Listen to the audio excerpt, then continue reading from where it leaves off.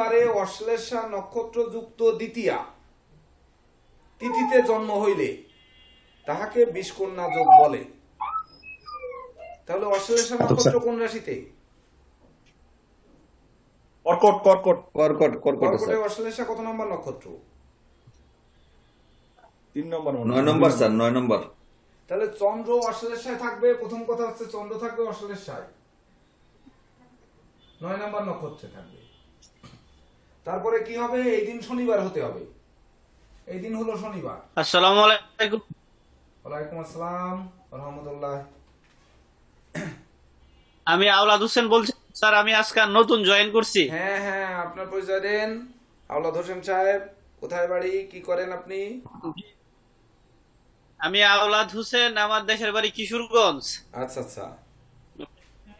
Homeo doctor.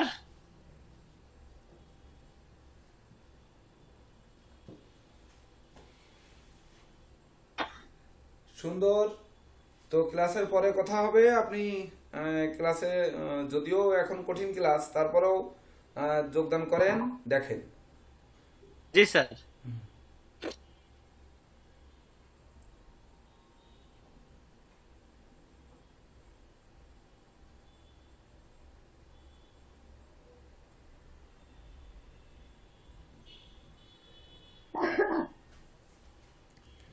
দেখেন এইবার 1 নম্বর পয়েন্টে কি লেখা আছে দেখেন, সবাই দেখেন কিন্তু, যে কোনো বালিকা শনিবারে অশ্লেষা নক্ষত্রে যদি যুক্ত হয়, বালক বলে নাই কিন্তু, বালিকা কিন্তু বালিকা, তাহলে অশ্লেষা নক্ষত্রে শনিবারে দ্বিতীয়া তিথিতে যদি জন্ম হয় তাহলে বিষকন্যা যোগ হবে।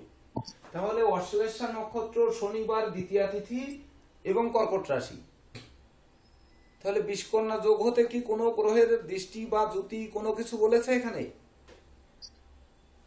না স্যার, বলে নাই। দেখেন, তাহলে এই নিয়মে রবিবারে শতভিসায় দ্বাদশী তিথি হলে বিষকন্যা যোগ হবে। আবার মঙ্গলবারে বিশাখা নক্ষত্রে সপ্তমী তিথি হলেও কিন্তু বিষকন্যা যোগ হবে। তাহলে কি আমাদের যখনই চন্দ্র দেখতেছি তখন আমাদের বার এবং তিথির প্রয়োজন রয়েছে? হ্যাঁ স্যার। বুঝতে পেরেছেন?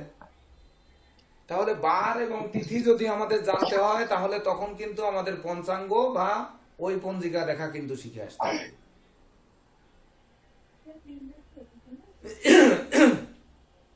এক নাম্বারটা বুঝলেন তো? সবাই বুঝছেন? হ্যাঁ বুঝছি। যে তিথি এবং বার না হলে আমাদের চন্দ্র 9 নম্বর নক্ষত্রে থাকা সত্ত্বেও, অশ্লেষা নক্ষত্রে চন্দ্র তার নিজ গৃহে থাকা সত্ত্বেও, বুধের নক্ষত্রে সে তার তৃতীয় এবং দ্বাদশপতি রাশির অর্থাৎ বুধের নক্ষত্রে থাকা সত্ত্বেও তার 20 কন্যা যোগ হচ্ছে। মানে কন্যা 20-এর মতো কাজ করবে। তাহলে কি হচ্ছে দেখেন, তাহলে আমাদের তিথির মানে গুরুত্বপূর্ণ একটি জিনিস তিথি। তাহলে পঞ্চাঙ্গের যে 5টি জিনিস, তিথি, বার, নক্ষত্র, করণ, যোগ, এই 5টা দেখেন, সেই 5টার একটা কিন্তু প্রথমেই 2টা কিন্তু প্রয়োগ করে ফেললেন। 2টা বাদে আমরা কোনো যোগের বই পড়তে পারছি না। ধাপে ধাপে দেখেন, আপনারা এক একজন বই পাঠাবেন, এক একটা দেখাবো। এইবার 2 নাম্বার রয়েছে কি দেখেন, 2 নাম্বার সবাই একটু এইদিকে একটু নজর রাখেন। 2 নম্বর রয়েছে, কোন বালিকার জন্ম সময় লগ্নে শুভ ও পাপ গ্রহ উভয় থাকিলে এবং 2টি পাপ গ্রহ লগ্নের ষষ্ঠে থাকলে বিষকন্যা যোগ হয়। এরকম একটা ছক আমরা বানায় ফেলি। বলেন কিভাবে বানাবেন? এরকম একটা ছক 2 নম্বরের অনুযায়ী একটা ছক বানাবেন। লগ্নে শুভ এবং পাপ গ্রহ থাকবে, তাহলে ক্লাসটা হচ্ছে বিষকন্যা যোগ না? শুভ এবং পাপ গ্রহ দুটিকে লগ্নে বসাতে হবে। কোন লগ্ন দেব বলেন? স্যার বৃশ্চিক লগ্নে যদি মঙ্গল আর ওই বৃহস্পতি দিয়ে দেওয়া হয় তাহলে তো শুভ আর পাপ দুটো গ্রহ হয়ে গেল। বৃশ্চিক লগ্নে, বৃশ্চিক লগ্নে রবি বৃহস্পতি। হ্যাঁ দিলাম, হ্যাঁ সুন্দর। এই যে বৃশ্চিক লগ্নে আমি মঙ্গল দিলাম আর হচ্ছে বৃহস্পতি দিলাম। তাহলে লগ্নে দুটি পাপ গ্রহ হয়ে গেল, কিন্তু তাড়াহুড়া করে কিন্তু বই পড়া যাবে না। দেখেন কি জিনিস, পাপ গ্রহ উভয় থাকিলে, আমরা কি 2 নাম্বার পড়তেছি নাকি? কোন বালিকার জন্ম সময় শুভ লগ্নে, মানে জন্ম সময় লগ্নে শুভ পাপ গ্রহ উভয় থাকিলে এবং 2টি পাপ গ্রহ লগ্নের ষষ্ঠে থাকিলে, তাহলে ষষ্ঠ ঘর মানে এইটা 2টি পাপ গ্রহ। বৃশ্চিক লগ্নে পাপ গ্রহ কি? শুক্র আর বুধ দেন। শুক্র আর বুধ।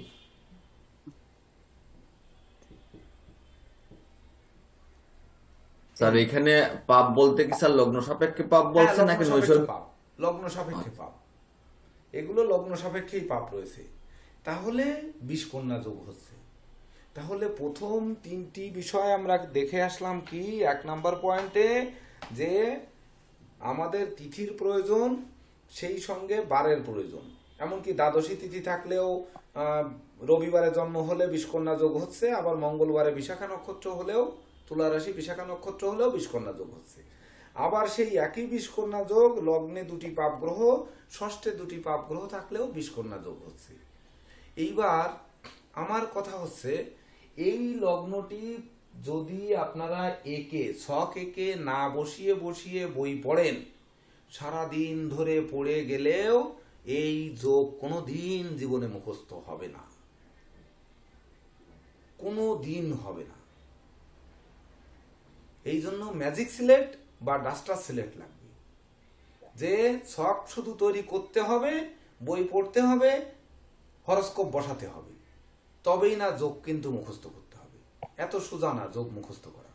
আর যোগ কোনোদিন মুখস্থ করে লক্ষ লক্ষ যোগ কয়টা মুখস্থ করবে? যোগ হচ্ছে অনুধাবন করতে হবে। এখানে তো বলা হয়নি কই রাহু কেতু বা ধরেন আপনার শনি, সেগুলো কই? সেগুলোকে তো প্রয়োজন হলো না, হয়েছে? না স্যার, ধীরে ধীরে পাঠান, ধীরে ধীরে অন্যান্য বই পাঠান। আর কেউ পাঠিয়েছেন? দেখেন আর কেউ পাঠায়নি কিন্তু এখন। স্যার নমস্কার। স্যার হ্যাঁ নমস্কার, শুভ অপরাহ্ন। আমি একটু ইয়ে করতে দেরি হয়ে গেল। স্যার প্রথম এই যে শনি আর কিটা, এইটা একটু এই পৃষ্ঠাতে দিয়ে দিন, আমি তো ক্লাসটা পাইনি। প্রথম শনি আর চন্দ্রের 20 কন্যা যোগটা। ও ওটা গ্রুপে দেওয়া, গ্রুপ। আচ্ছা স্যার, ঠিক আছে। হ্যাঁ গ্রুপে দেওয়া, গ্রুপে কে দিয়েছে সেইটাই দেবদাস বাবু দিয়েছেন। ঠিক আছে। গ্রুপটা যারা যারা পাইবেন সবাই শেয়ার করে দিন, সবাই পাওয়া যাইব। যেমন টিটু দাই বলছেন যে শেয়ার করলে যে আপনি বইটা যোগে যেতে পারলেন না, যোগের পেজে যেতে পারলেন না। স্যার পেজগুলো শুধু সব এইভাবেই সব। আপনার কাছে এত বই রয়েছে, আপনি একটা যোগের বই বের করতে পারলেন না? হ্যাঁ,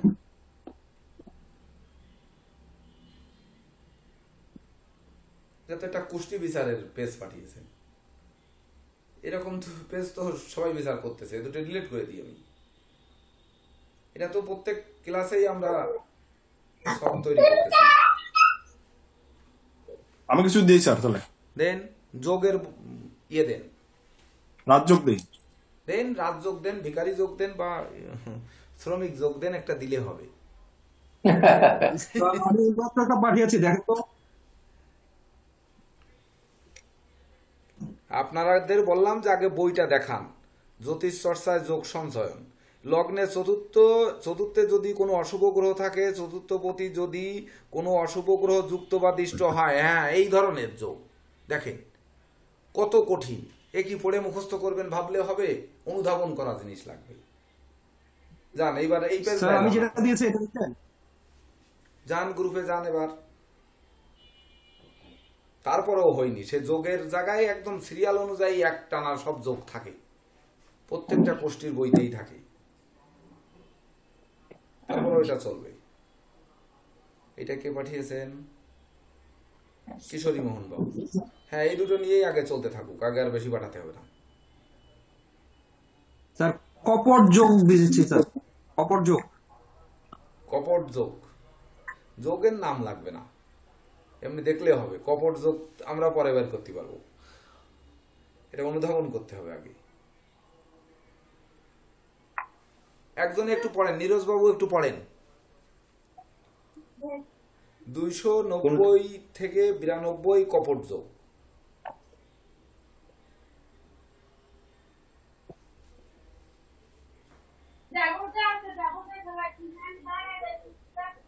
কপট যুগ।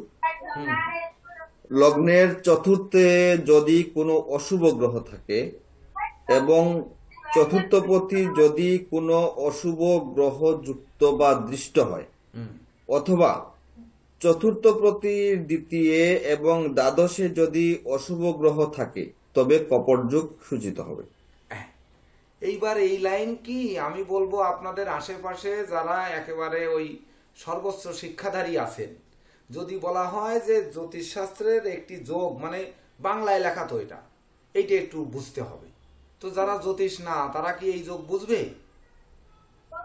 না স্যার। হ্যাঁ, কারো দ্বারা বোঝা সম্ভব? এখানে কি লেখা আছে কোন গ্রহের কথা? দেখেন কি লেখা আছে, লগ্নের চতুর্থে যদি অশুভ গ্রহ থাকে। তো আমরা এটার একটা ছক তৈরি করি। এখানে দেখেন, আমরা কর্কট লগ্ন ধরলাম, চতুর্থে অশুভ গ্রহ কে দেব? মঙ্গল দেন স্যার। কাকে দেব বলেন? লগ্ন সাপেক্ষে দিবেন স্যার নাকি না? লগ্ন সাপেক্ষে দিলেও হয়, নৈসর্গিক অশুভ গ্রহ দিলেও হয়। তাইলে ইয়ে দেন স্যার, শনি চতুর্থ হয়ে যাবে। আচ্ছা, শনি দেন স্যার। কেন শুক্র? এখানে বুধ শুক্র শনি যে কোনো একটা নিতে পারি আমরা, শনি নেই। শনি তুঙ্গস্থ পাপ গ্রহ দিলাম, শনি আপনাদের কথাই দিলাম। কেন বুধ শুক্র রয়েছে, একজনে টপাটপ বলে ফেলতে পারেন না? এটা এত দেরি করেন কেন? অশুভ গ্রহ যদি চতুর্থে থাকে, এবার চতুর্থপতি যদি কোনো অশুভ গ্রহ যুক্ত হয়, তাহলে চতুর্থপতি কে? শুক্র না? শুক্র। তাহলে শুক্রকে আমি কোন ঘরে দেবো? অশুভ গ্রহ যুক্ত করে দেবো। 1 2 3 ধনুতে দেন। ধনুতে ধনু দিলাম, ধনুতে। স্যার কন্ডিশনটা একটু বলেন, আবার শুনি, কন্ডিশনটা একটু বলেন। যে কথা বলবেন সেই শুধু আনমিউট করবেন আর সবাই মিউট করে রাখবেন। তাহলে চতুর্থে শুক্র দিলাম, তাহলে চতুর্থপতি শুক্র কোনো অশুভ গ্রহ যুক্ত, তাহলে এখানে কাকে যুক্ত বা দৃষ্ট। হ্যাঁ স্যার, হ্যাঁ, যুক্ত দৃষ্ট হলে তো তাহলে শনির দৃষ্টি তো আছে স্যার এখানে। বুধ অশুভের সাথে অশুভ গ্রহ যুক্ত হোক বা শনির দৃষ্টি তো আছেই। দিলাম, বুধ দিয়ে দিলাম এবং দৃষ্টিও দিয়ে দিলাম। অথবা চতুর্থপতি যদি দ্বিতীয় বা দ্বাদশে অশুভ গ্রহ যুক্ত হয়, চতুর্থপতি যদি দ্বাদশে বা দ্বিতীয়, এই চতুর্থপতি দ্বিতীয় অথবা দ্বাদশে। তার চতুর্থপতি দ্বিতীয় স্যার। হ্যাঁ, চতুর্থপতি দ্বিতীয় বা দ্বাদশে। চতুর্থপতি তো শুক্র, এই যে শুক্রই লিখেছি আমি। না স্যার, কর্কট লগ্ন সাপেক্ষে চতুর্থপতি শুক্র স্যার। এই চতুর্থপতি লগ্নের এই দ্বিতীয় এবং দ্বাদশেই লিখেছি, বোর্ডের দিকে খেয়াল করেন। লগ্নের না স্যার, চতুর্থপতি দ্বিতীয় বলছে। কর্কট লগ্নে কি চতুর্থপতি শুক্র না? শুক্র। শুক্রকেই তো 2 নাম্বার আর 12 নম্বরে বসালাম। শুক্র তো ধনুতে বসাইছেন, বলছে চতুর্থপতি দ্বিতীয় বসাচ্ছি, মানে ধরেন এইটা তো ধনুতে বসানো আছে। স্যার ওই শুক্র আপনি ধনুটা মুছে দেন, ধনুটা বুধ থাক বসাতে বলেছে। পাপ দৃষ্ট বা ধনুতে শুধু বুধ থাক, একটা পয়েন্ট ওখানে শনির দৃষ্টি পড়তেছে, শুক্রকে আপনি এখানে নিয়ে আসছেন, এভাবে থাক। হ্যাঁ স্যার, হ্যাঁ। প্রথম কথা হচ্ছে নীরজ বাবু একটু ভালো করে বোঝেন যে লগ্ন সাপেক্ষে চতুর্থে পাপ গ্রহ এবং চতুর্থপতি ষষ্ঠে, তাকে ষষ্ঠে দিতে হবে পাপ গ্রহ যুক্ত বা পাপ গ্রহ দৃষ্ট। শেষ একটা শেষ হওয়ার পরে অথবা আছে না, অথবা দ্বিতীয় পতির দ্বিতীয় না কি চতুর্থপতি দ্বিতীয়। হ্যাঁ, চতুর্থপতি যদি কোনো অশুভ গ্রহ বা দৃষ্ট হয়, অথবা চতুর্থপতির দ্বিতীয় এবং দ্বাদশে অশুভ গ্রহ থাকে, চতুর্থপতির দ্বিতীয়, তাহলে চতুর্থপতির দ্বিতীয় মানে এ জায়গা নয়, এই চতুর্থপতি যেখানে আছে এর দ্বিতীয় একটা অশুভ গ্রহ দেব। ধরেন আমি রাহু দিলাম, এইবার এর দ্বাদশে কি দেব? দ্বাদশে মঙ্গল দেন। রবি দিই নাকি? রবি, হ্যাঁ, মঙ্গল নিজের গৃহে দিই হয়। এই যোগ থাকলে কি হবে? কপট যোগ সূচিত হবে। তাহলে আমাদের মার্ক করতে হবে, এই দেখেন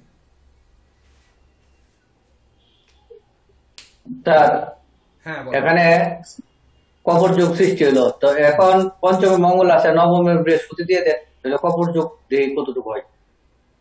এইবার পঞ্চমে বৃহস্পতি দিয়ে দেব, এই পঞ্চমে মঙ্গল, নবমে বৃহস্পতি দেন, নবমে বৃহস্পতি, হ্যাঁ এবার কবর যুগ কতটুকু হলো বলেন স্যার? হ্যাঁ নবমে বৃহস্পতি দিয়ে দিলাম, তাহলে আর পঞ্চম মঙ্গল। পঞ্চম দৃষ্টি পড়েছে পঞ্চমে, এবার কবর যুগ কতটুকু হলো বলেন? তাহলে কবর দোষ কি উড়ে চলে গেল? এখানে তো পাপকর্তারিও হলো স্যার শুক্র। মঙ্গল বইয়ের- সাতক্ষীরা রাজকারী গ্রহ এই লগ্নের, আর বৃহস্পতি এখানে ষষ্ঠপতি ভাগ্যবতী। বৃহস্পতি তো কর্কট লগ্ন সাপেক্ষে শুভ গ্রহ। হ্যাঁ, যদি এই কপট যে যোগটা তৈরি করেছে, সেই যোগটা তৈরি করেছে হচ্ছে চতুর্থে পাপ গ্রহ আর ষষ্ঠে, চতুর্থপতি ষষ্ঠে পাপ গ্রহ যুক্ত এবং পাপ গ্রহ দৃষ্ট থাকায়। এবার বুধ মুছে ফেলি, তাহলে বুঝতে সুবিধা হবে। বুধকে মুছে ফেললাম, তাহলে এইবার হ্যাঁ। পাপ গ্রহ দৃষ্ট হয়ে শুক্রকে কপট যোগ তৈরি করলো। এই শুক্রর কপট যোগের উপর টিটু বাবু বলছেন যে যদি বৃহস্পতি দৃষ্টিও হয়, তাহলে বৃহস্পতি হয় শনির পরে দৃষ্ট হবে অথবা এই শুক্রের উপর দৃষ্ট হবে, এবং এই শুক্রের মানে চতুর্থপতি ষষ্ঠে থেকে তার দ্বাদশে, দ্বাদশ মানে এই বৃশ্চিক, দ্বাদশে একদম। পাপ গ্রহ অথবা ধনভাবে যদি পাপ গ্রহ থাকে তাহলে কপট যোগ তৈরি করবে বা কপট দোষ তৈরি করবে। কিন্তু এখানে কার উপর বৃহস্পতি দৃষ্ট হলে কপট দোষ খণ্ডাবে? কপট দোষের মালিক কে এখানে? কবর দোষের মালিক স্যার চতুর্থপতি। হ্যাঁ চতুর্থপতি শুক্র। তাহলে মঙ্গলের পরে দৃষ্টি হলে তো আর কপট দোষ খণ্ডাচ্ছে না। না খণ্ডালো পঞ্চমে মঙ্গল, কর্কট লগ্নের পঞ্চমে মঙ্গল এক রাগ সৃষ্টি করছে, নবম বৃহস্পতি এক রাগ সৃষ্টি করতে, এবার কিভাবে এটা কবর যুগ হবে? আমি তো ওইটা বলিনি, এটা তো হচ্ছে দ্বিতীয় অপশন, অথবা যেটা আমার প্রথম অপশন যখন বলতেছি, তাহলে প্রথম অংশের আমার হয় শনির পরে অথবা চতুর্থপতির উপরে বৃহস্পতির দৃষ্টি ফেলতে হবে, অথবা অংশে হচ্ছে আপনি উত্তর দিলেন যে ভাগ্যভাবে বসায় দিন। কিন্তু অথবা অংশের আগে যদি করতে হয় তাহলে আমাদের মেষে বৃহস্পতি ফেলে দিলে তখন তার পঞ্চম দৃষ্টি শুক্রের উপর পড়ে, আবার সপ্তম দৃষ্টি শনির উপর পড়ে, তখন কপট দোষ প্রথম অংশে নাশ হয়। হ্যাঁ স্যার। আর অথবা যেটা সেটা হচ্ছে টিটু বাবু বলেছেন যে মিনে বৃহস্পতি দিলে মঙ্গলের উপরে দৃষ্টি পড়ছে, তার জন্য কপট দোষ নাশ হয়। এইবার যদি বলেন যে রাহুর যেটা ধনভাবে মানে ষষ্ঠে, চতুর্থপতি ষষ্ঠে তার ধনভাবে রাহু, স্যার এখানে আগে বোঝা উচিত স্যার কপট ব্যাপারটা কি স্যার। যেমন যদি যেহেতু কপট ব্যাপারটাকে আগে বোঝা উচিত, যেমন বৃহস্পতি যদি মঙ্গলের দৃষ্টিতে তার পঞ্চম ভাব স্ট্রং হবে, কিন্তু এখানে ষষ্ঠের শুক্রর যে কপট যুগ তৈরি করছে তার কতটুকু নাশ করবে, সেটা হচ্ছে প্রশ্ন। কপট জিনিসটাকে, হ্যাঁ এরপরে শুক্র এখানে একই সাথে কপট এবং পাপকর্তারই দোষও আছে, তার উভয় পাশে এই অশুভ গ্রহ। এখানে কপট যুগ কি হয় স্যার সেটা আগে বুঝতে হবে, কপট শব্দটার কি মিন করতেছে স্যার কবর এখানে? শব্দ অর্থ তো স্যার খুবই খারাপ, মানে অশুভ যুগের। না না, কপট মানে অশুভ না, কপট কথাটার একটা স্পেসিফিক অর্থ আছে। হ্যাঁ স্যার, এটা একটু বলেন স্যার, কবর অর্থটা কি?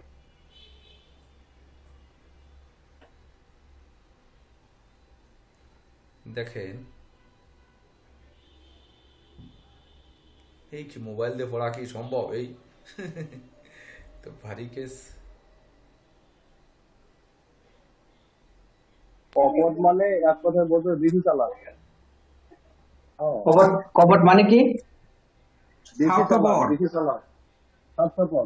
টিটুদা, কপট মানে স্বার্থপর, হীনমন্যতা যেই সব ব্যক্তিদেরকে বোঝায়। কপট মানে আবার সাধু সঙ্গ বোঝায় না? না স্যার, কপট তো নেগেটিভ অর্থে, কিন্তু সাধুসঙ্গ কি নেগেটিভ বোঝাবে স্যার? স্যার কপট যুক্ত স্যার অশুভ যুগ স্যার, এটা ওই যে স্বার্থপর বলছে, যারা হিংসাত্মক, যারা জেলাসি থাকবে। জি জি, নিষ্ঠুর মনমানসিকতা যাদের স্যার, যাদের কপট অর্থ মানে নিষ্ঠুর, স্যার নিষ্ঠুর এই পাষাণ। পেজটার নিচে আপনার ব্যাখ্যাটা দেওয়া আছে, স্যার কপার তো কুটিল, স্যার কুটিল, যাদের কুটিল স্বভাব থাকে, কুটিল। এই দুটো যোগের পরে। হিংসা করা জি জি জি জি জি, সুভাষ দাদা যেটা বলছেন এটি। ওই যে নিচে ব্যাখ্যা এবং মন্তব্য রয়েছে, যখনই কোনো জাতকের জন্মকুণ্ডলীর কোনো রাশিতে, বিশেষ করে লগ্নের চতুর্থে শনি রাহু, শনি মঙ্গল বা মঙ্গল রাহু, রবি মঙ্গল যোগ দৃষ্ট হবে, তখন বুঝতে হবে জাতক অত্যন্ত স্বার্থপর এবং হীন মনোবৃত্তি সম্পন্ন, অর্থাৎ উদার নয়। অতএব এই সকল কপট যোগাদিতে জাত ব্যক্তি শিক্ষিত হওয়া সত্ত্বেও অবশ্য স্বার্থপর এবং কপট হবে। তার দৃষ্টান্ত স্বরূপ একটি হরস্কোপ এখানে দিয়ে দিয়েছে। কর্কট লগ্নে চতুর্থে কেতু দিয়েছে, আর চতুর্থপতি শুক্রকে দেখেন কোথায় দিয়েছে, চতুর্থপতি শুক্রকে মিনে দিয়েছে তুঙ্গস্থ করে। সেখানে আবার তাহলে ষষ্ঠ ভাবে কিছু দেয়নি লগ্নের, সেখানে মঙ্গল এবং রবি বুধকে সঙ্গে দিয়েছে, আর রাহুকে মেষে দিয়ে তার দৃষ্টি ফেলে দিয়েছে। তাহলে ষষ্ঠ ভাবে প্রথম অংশের কিন্তু কোনো উদাহরণ এখানে দেয়নি, উদাহরণস্বরূপ কোনো ছক কিন্তু দেয়নি, দিয়েছে? আমি একটা কথা বলি, বাস্তবে একটা জিনিস দেখলাম, চতুর্থ ঘরটা, এই যে মন, চতুর্থ ঘরটার মধ্যে যদি 5 গ্রহ মানে একটা দুইটা থাকে, তারাই বেশি কপট হয়, আর তারা বেশি স্বার্থ, জালাসি, হিংসা, এটা যত উচ্চ পদে যাক, এই শনি যেমন কর্কট লগ্ন, ওই চতুর্থ শনির লগ্নে মঙ্গল দেন, এগুলি মনে হয় নিজের স্বার্থ ছাড়া কিছু বোঝে না। মানেটা তো আগে বিষয় না, বিষয় আমরা যোগটা শিখবো। মানেটা তো আমাদের এত লাগতেছে না, অত স্বার্থপরটা তো আমাদের তো দেখার দরকার নেই, সে কি হয় এটা তো দেখার দরকার আছে, সেটা তো পরে। এটা তো আমরা ফলাদেশ বাইর করতেই পারবো একটা বাংলার। আমি যেটা বলছি স্যার, আপনি দেখেন ওই আমার যে নবমে বৃহস্পতি দেওয়ার উদ্দেশ্য কি? হ্যাঁ, আমি নবমে বৃহস্পতি দেওয়ার উদ্দেশ্য, পঞ্চম মঙ্গল দেওয়ার উদ্দেশ্য, আপনি কপট যোগ সৃষ্টি করছেন। একটা কপট লগ্নে সাবেকে নবম বৃহস্পতি একই রাত যুক্ত তৈরি করে, মঙ্গলে পঞ্চমে একই রাত যুক্ত তৈরি করে, তাহলে এত বড় দুইটা হাই ভোল্টেজ গ্রহ পঞ্চমে নবমে ভাগ্যে বসে এই কপট যোগ তারে কি ক্ষতি করবো, কি করতে পারবো? কপটযুক্ত ক্ষতির বিষয় না, কপটযুক্ত মানসিকতার বিষয়। মানসিকতা নবমে বৃহস্পতি থাকলে তার উদারময় থাকবেই। যতই উচ্চশিক্ষিত থাকুক, তার মানসিকতা স্বার্থপর হবে, এইটাই এখানে মূল বিষয়।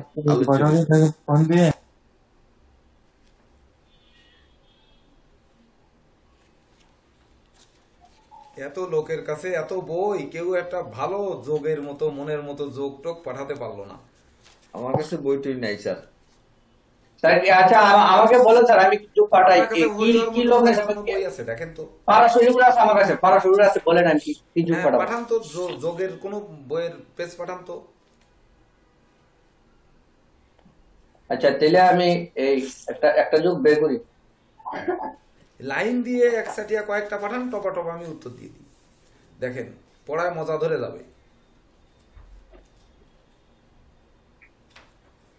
বিশেষ ভাগ্যযোগ পাঠাই স্যার, ঠিক আছে? কোন বই থেকে পাঠাচ্ছেন আগে বইয়ের নাম বলেন।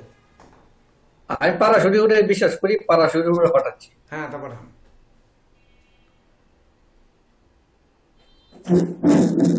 কোন পারাশরী এটা বৃহৎ?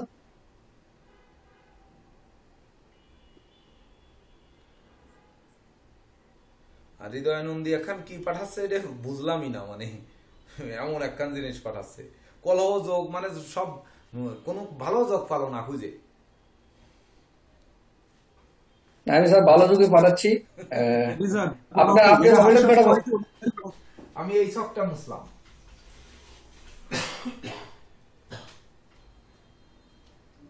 দিলাম স্যার, তাহলে আসেন একটু পরিচয় করা দিন। আপনার পার্সোনাল হোয়াটসঅ্যাপ দিচ্ছি।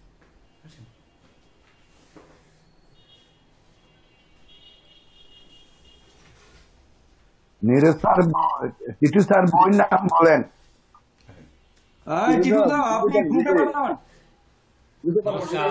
বইয়ের নাম বলেন টিটু স্যার। নমস্কার। হ্যাঁ নমস্কার। এনার পরিচয় দিয়ে আমি শেষ করতে পারবো না। একাধারে হচ্ছে সর্বপ্রথম আমার পারিবারিক সম্পর্ক হচ্ছে আমার বোনের জামাই, দ্বিতীয় সম্পর্ক হচ্ছে আমার প্রথম জীবনের এই পেশাগত জীবনের পরিস্থিতি। উনি একজন মানে দুই দিকে উনি কর্মরত, একটা হচ্ছে অ্যাসিস্ট্যান্ট প্রফেসর হিসাবে 20 বছর অতিক্রম করে ফেলেছেন, এই না 25 বছর অতিক্রম করে ফেলেছেন, কলেজে অধ্যাপনা করছেন। আর আরো একটা পরিচয় রয়েছে, ইনি একজন বিশিষ্ট স্বর্ণ ব্যবসায়ী। তাছাড়া হ্যাঁ, যশোর, বাংলাদেশের যশোর জেলাতে। এবং আজকে কিন্তু এই জ্যোতিষশাস্ত্র শিক্ষার জন্য উনি প্রথম পদক্ষেপ নিলেন। স্বাগতম আপনাকে। হ্যাঁ, অবশ্যই অবশ্যই। এনার নাম হচ্ছে কংগ্রাচুলেশন, আমাদের বস্কর জোট, বস্কর গ্রুপে আপনি যুক্ত হলেন। হ্যাঁ হ্যাঁ হ্যাঁ, আগামী সপ্তাহে দেখা যাবে। হ্যাঁ, নিশ্চয়ই নিশ্চয়ই। অনেক অনেক শুভকামনা রইল আপনার জন্য। হ্যাঁ, নমস্কার, ভালো থাকবেন। আর আমাদের সাথে যুক্ত হওয়ার জন্য অসংখ্য অসংখ্য ধন্যবাদ। সবাই নমস্কার।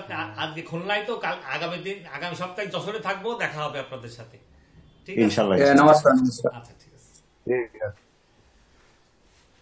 বাবা। ক্লাসে তাকে দিন। ভালো লাগে। টিটুদা, থ্যাংক ইউ। হ্যাঁ, টিটুদা, পাঠাই দিন। অনেক সুন্দর লাগছে দাদা। টিটু দা বই নাম বলে নাই, টিটু স্যারের বই নাম আসি বলে নাই। আমি বাড়ি দিয়ে আবার আসি। হ্যাঁ, বলছি আপনি কোন পরাশরী হারা দিচ্ছেন, বৃহৎ না লঘু? লঘু লঘু।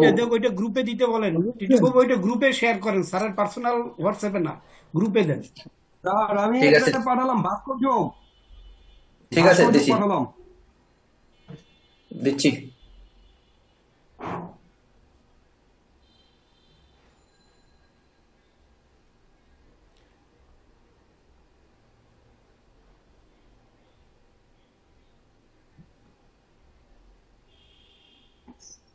গ্রহে দিয়ে দিছি।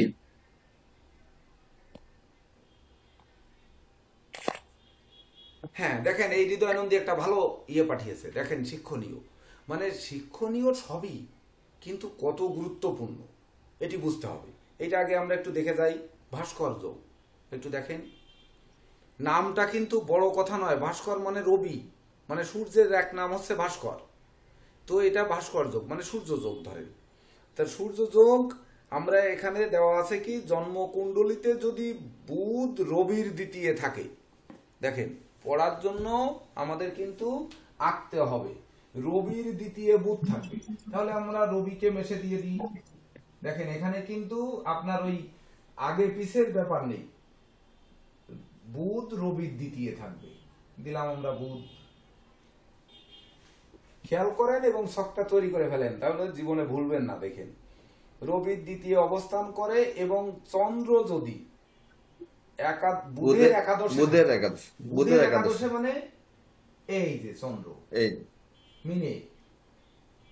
মিনে চন্দ্র একাদশে থাকে, এবং বৃহস্পতি যদি চন্দ্রের পঞ্চমে বা নবমে থাকে, চন্দ্রের পঞ্চম দিয়ে আমরা দ্বিতীয়, তৃতীয়, চতুর্থ, পঞ্চম এই দিলাম বৃহস্পতি, ষষ্ঠ, সপ্তম, অষ্টম, নবম এই আবার দিলাম বৃহস্পতি, দুই জায়গায় দিয়ে রাখলাম, এইটাকে ঘিরে রাখলাম আগে। তো বৃহস্পতি যদি চন্দ্রের পঞ্চমে বা নবমে থাকে তবে ভাস্কর যোগ সূচিত হবে। দেখেন এইবার ধরেন আপনারা এই যোগ এইরকম পড়ে যাবেন, কিন্তু পড়ে গেলে মনে থাকবে না। আমাদের রবিকে যে কোনো জায়গায় বসাতে হবে, রবির ধনভাবে বুধ বসাতে হবে, রবির ওই মানে বুধের একাদশে চন্দ্র বসাতে হবে বলে নাই কিন্তু, যে রবির দ্বাদশে বসান তা কিন্তু বলে নাই, বলেছে বুধের একাদশে বসান।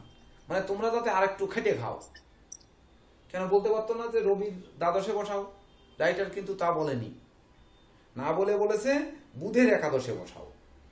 তো বসানোর পরে কি হলো, এবং বৃহস্পতি যদি চন্দ্রের পঞ্চমে থাকে তাহলে দ্বিতীয়, তৃতীয়, চতুর্থ, পঞ্চম এই বৃহস্পতি, অথবা যদি নবমে থাকে তাহলে সপ্তম, অষ্টম, নবম, তাহলে ভাস্কর যোগ তৈরি হবে। তাহলে এই যোগের ফল কি, এরূপ যোগে জাত ব্যক্তি ধনী হবে, অভিজাত হবে, শাস্ত্রজ্ঞ হবে, সঙ্গীতে এবং জ্যোতিষ বিদ্যায় অভিজ্ঞ হবে, সুব্যক্তিত্ব সম্পন্ন হবে। ব্যাখ্যা এবং মন্তব্য। এই যোগের শর্ত হচ্ছে বুধ রবি স্থিত রাশির দ্বিতীয়, তাহলে ওই যে বুধ রবি স্থিত রাশির দ্বিতীয় আমরা বসাইছি, অর্থাৎ ব্যাখ্যা কিন্তু আমাদের পড়ার দরকার নেই, আগে যদি বসিয়ে ফেলি। এবং চন্দ্র বুধ স্থিত রাশির একাদশে থাকবে, মানে বুধ স্থিত রাশির একাদশে থাকবে, তারপরে দেওয়া আছে অর্থাৎ চন্দ্র রবির দ্বাদশে থাকবে, অর্থাৎ দিয়ে দিছে কিন্তু যে রবির দ্বাদশে থাকবে, যে কথাটা আমি বললাম ওই পর্যন্ত আমরা পড়ে যাইনি, কিন্তু রাইটার কিন্তু দিয়ে দিছে দ্বাদশে অথবা থাকবে, অথবা বলা যায় রবি বুধ এবং বৃহস্পতি চন্দ্রের ত্রিকোণে পর্যায়ক্রমে অবস্থিত হবে। লাস্ট লাইনটা আবার কি? লাস্ট কথাটা আবার একটু বলেন। লাস্ট লাইনটা হচ্ছে অথবা বলা যায় রবি বুধ এবং বৃহস্পতি চন্দ্রের ত্রিকোণে, ঠিক আছে, চন্দ্রের ত্রিকোণে মানে পঞ্চম এবং নবম ত্রিকোণে পর্যায়ক্রমে অবস্থিত হবে, তাহলে সেটি ভাস্কর্য যোগ তৈরি হবে।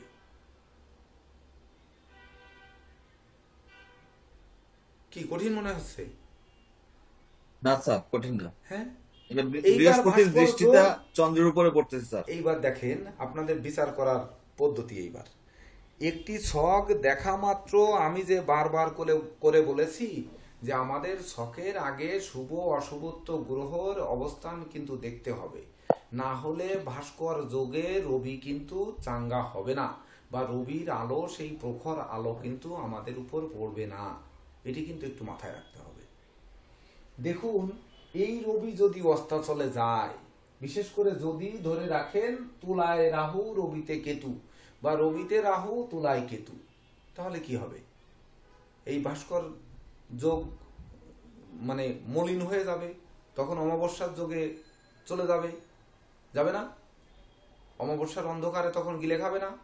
অথবা রাহু যদি ধনুতে থেকে তার পঞ্চম দৃষ্টিও রবির উপর দেয়, তাহলে ওই যোগটি কিন্তু নষ্ট হবে।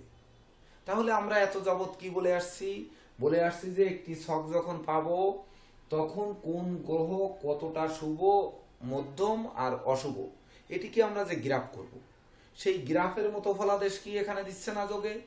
বলেন তো, দিচ্ছে কি দিচ্ছে না?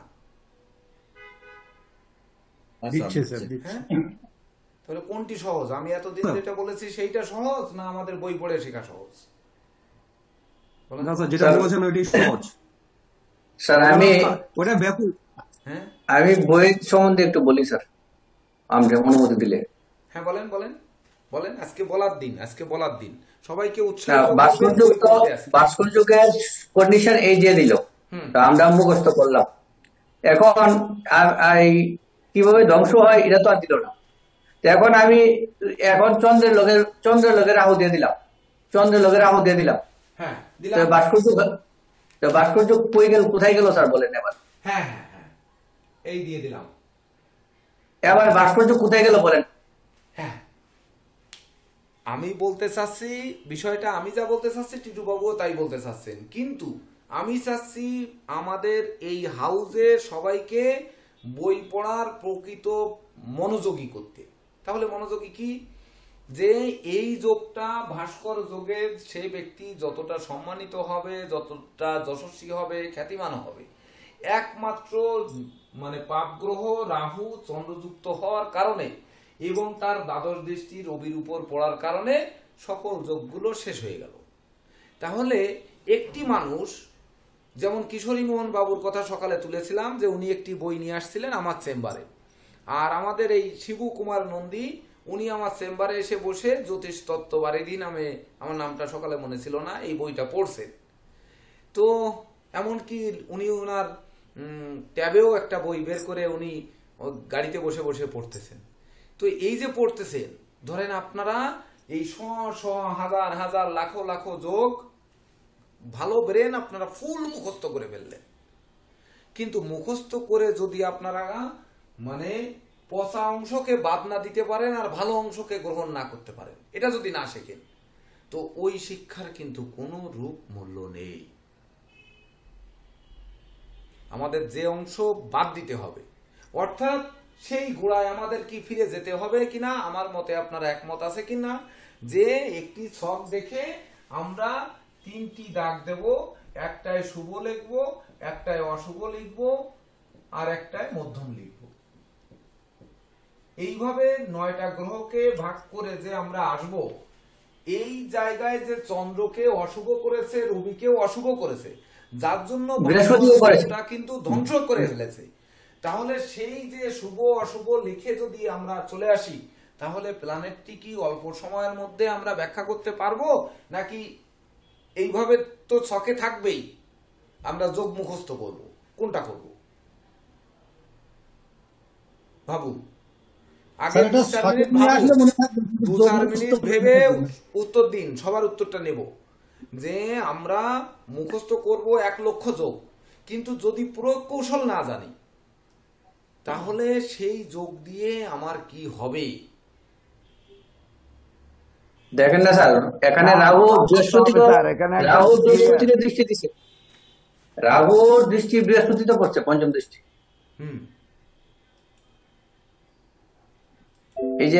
এই যে আমি তো অনেকগুলি বই আছে আমার কাছে, পড়েছি স্যার।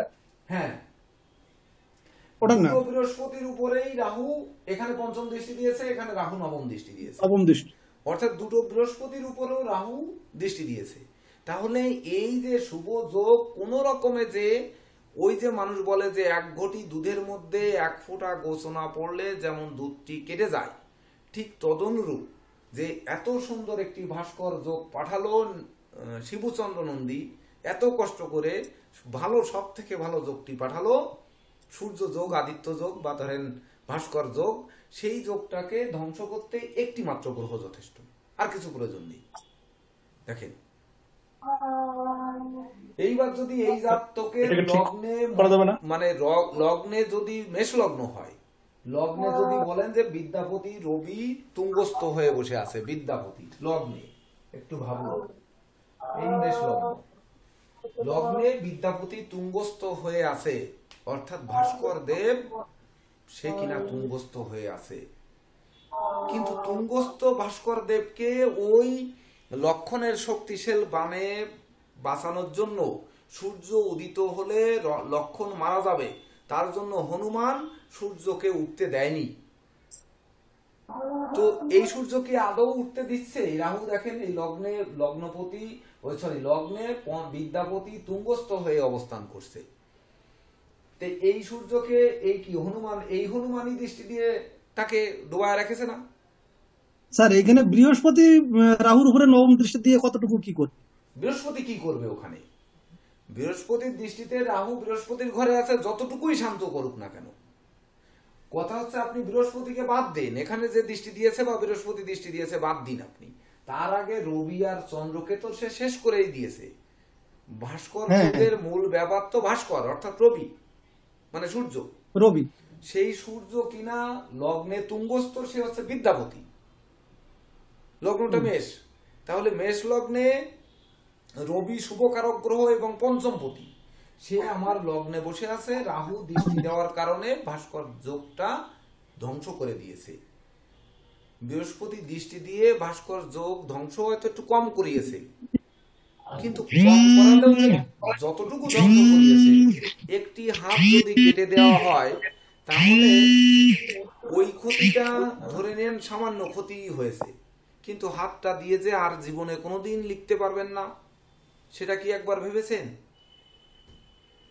হ্যাঁ, বুঝতে পারছি। ওই যে এই বইয়ের যুগ টুস করে আসলে প্র্যাকটিক্যালি কিছু হচ্ছে না, হবেও না।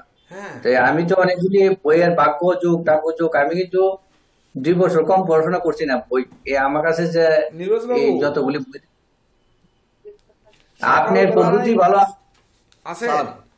হ্যাঁ স্যার, হ্যাঁ, সকালবেলায় যখন বললাম যে পরারুণোদয়, অর্থাৎ 13 তারিখ পরারুণোদয়ে রটন্তী চতুর্দশী স্নান, আর 14 তারিখ হচ্ছে পূর্বারুণোদয়ের রটন্তী চতুর্দশী স্নান। তাহলে 13 তারিখ হচ্ছে দিনের শেষে সন্ধ্যাবেলায়, অর্থাৎ সূর্য ডুবে গেলে আমার স্নান হচ্ছে, আর 14 তারিখ হচ্ছে সূর্য উদিত হওয়ার আগে স্নান হচ্ছে, অর্থাৎ রাত্রিকালে হচ্ছে। তাহলে ওই যে রাত্রিকালটা দেখেন, আপনি কিন্তু সকালে প্রশ্ন করেননি যে স্যার রাত্রি তো 12 ঘন্টা, তাহলে রাত্রিকালের পূর্বারুণোদয় কোন সময়টুকুতে এই স্নানটা শুভ, আবার পূর্বারুণোদয় অর্থাৎ সূর্য উদয়ের কত সময় আগে আমার এই স্নানটা শুভ, অর্থাৎ ওই সময়টি আমাদের নির্ণয় করতে হবে, ওই জায়গাটিতে যেতে হবে। অর্থাৎ রাত্রের যে 12 ঘন্টা, ওই 12 ঘন্টার মধ্যে কোন সময় স্নান করতে বলা হয়েছে। আমাদের দাপিয়ে, যদি কেউ জ্যোতিষশাস্ত্রে দাপিয়ে শিখতে চান যে একদিনে আমি 100 পেজ বই পড়ব, মাথায় যেয়ে দেখবেন 1 পৃষ্ঠাও পড়া হয়নি। আর যদি কৌশলে দিনে মাত্র 10টা যোগ শেখেন, মানে 10টা এইরকম যোগ তৈরি করে করে যদি শেখেন, এক সময় দেখবেন 100 যোগ যেই পড়া হয়ে যাবে, 10 দিনে 100টা যোগ পড়া হয়ে যাবে, আপনার যোগ পড়ার আর লাগবেই না, আর জীবনে যোগ পড়া লাগবে না। যোগের নামের দরকার কি? আপনার কি আপনার ক্লায়েন্টকে যোগের নাম বলা লাগতেছে? লাগে না স্যার, না স্যার। হ্যাঁ, লাগে? লাগে না। যোগের ফলাদেশ বলা লাগে। তো ফলাদেশ তো তখন আমরা বলতেই পারি যে এই গ্রহ এই অবস্থানে রয়েছে, এটা তো ডিপ্লোমা কোর্সে হয়েই গেছে। অর্থাৎ আমরা যদি চৌকস বুদ্ধিমত্তার লোক হতাম, আমরা কিন্তু প্রত্যেকে জ্যোতিষ হয়ে গেছি, কিন্তু আমরা সেই বুদ্ধিটাকে কাজে লাগাচ্ছি না। যখন সেই সময়টি চলে যায়, সেই সময়ে সেই প্রশ্নটা করি না, অথচ আপনাদের সেই প্রশ্ন করার অধিকার কিন্তু রয়েছে। এমনকি ওই ক্লাসের সময়ে যদি সুযোগ নাও পান, সেক্ষেত্রেও বলা হয়েছে লিখে রাখুন, প্রশ্নটি একটু পরে করে নেবেন বা শেষের দিকে করে নেবেন, সেটিও কিন্তু করছেন না। আমরা পিছনে পড়ে যাচ্ছি, দেখুন কোন জায়গায়। এখানে পেশাদার জ্যোতিষ, দেবদাস কার্জিবাবু পেশাদার জ্যোতিষ, টিটুবাবু পেশাদার জ্যোতিষ, ধরুন আমাদের হৃদয়নন্দীও কম বেশি শুরু করছে, কিশোরী বা মোহনবাবু শুরু করছেন, স্বপনবাবুও করেছেন, সুবীর মহন্তও করছেন, নীরজকান্তি রয় তো করছেনই, তাছাড়া জেকে দেব স্যার আমাদের উনিও করছেন। তাহলে এতজন কিন্তু করছি আমরা, তাদের মধ্যে একজন কিন্তু নীরজকান্তি রয় বাবু, উনিই কিন্তু এই প্রশ্নটা অথচ করেননি। তাহলে এই প্রশ্নটা না করলে উনার হাউসে যে শিক্ষার্থীরা রয়েছে, উনরা কিভাবে এটি উত্তর পাবে? পাবে না তো। তাহলে 13 তারিখ আমরা যদি একটু দেখে আসতাম ওই দিন, ওই সময় উনি যদি বলতেন যে মাঘ মাসের 13 তারিখ, আমরা মাঘ মাসের 13 তারিখে চলে যাই।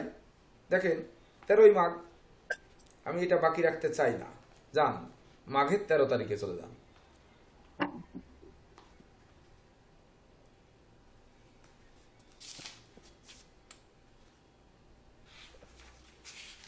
দেখেন পৃষ্ঠা নাম্বার 618।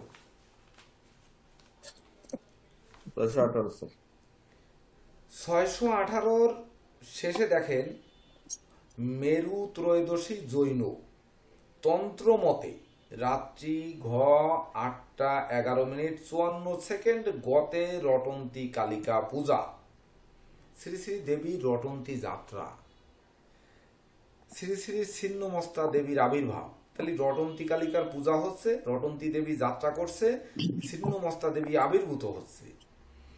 এই দেখেন এখানেই কিন্তু লেখা আছে শেষ রাত্রি 5টা 16 মিনিট 16 সেকেন্ড গতে পরারুণোদয়ে রটন্তী চতুর্দশী শ্রীনাম। আচ্ছা, 13 তারিখে দেখেছেন? তাহলে এইবার নীরজ স্যার বলেন তো, আপনাকে যদি প্রশ্ন করে কেউ এই স্নানের ফল কি, ফলাদেশ আমাদের না জানলে কি যায় আসে, কিন্তু ফলাদেশও রয়ে গেছে অর্থ জমা দর্শন কামনয়া গঙ্গায়াং স্নাতব্যম স্নানান্তে চতুর্দশ যম তর্পণঞ্চ, যেটা আপনার ওই প্রথমে রয়েছে বাংলায়, এখানে রয়েছে সংস্কৃতর বাংলায় রয়েছে না। আবার 14 তারিখের নিচে যে দেখেন, 14 তারিখের নিচে যে রয়েছে স্মার্ত মতে প্রদোষে সন্ধ্যা 5টা 45 মিনিট 45 সেকেন্ড গতে রাত্রি 7টা 21 মিনিট 45 সেকেন্ডের মধ্যে শ্রী শ্রী রটন্তী কালিকা পূজা, শ্রী শ্রী দেবী রটন্তী যাত্রা, শ্রী শ্রী বগলা মা বগলা দেবীর আবির্ভাব, পূর্বারুণোদয়ে রটন্তী চতুর্দশী স্নানম স্নানান্তে চতুর্দশ যম তর্পণঞ্চ, অমাবস্যা নিশি পালন, গো সহস্রী যোগ এবং রাত্রি 7টা 59 মিনিট 28 সেকেন্ডের মধ্যে হচ্ছে পূর্ণতরা গঙ্গা স্নান। তাহলে এটা আমার লাগতেছে না। তাহলে পূর্বারুণোদয়ে আর পরারুণোদয়ে এটা কিন্তু আমরা ওই 13 তারিখে গেলে বুঝে ফেলতেছি,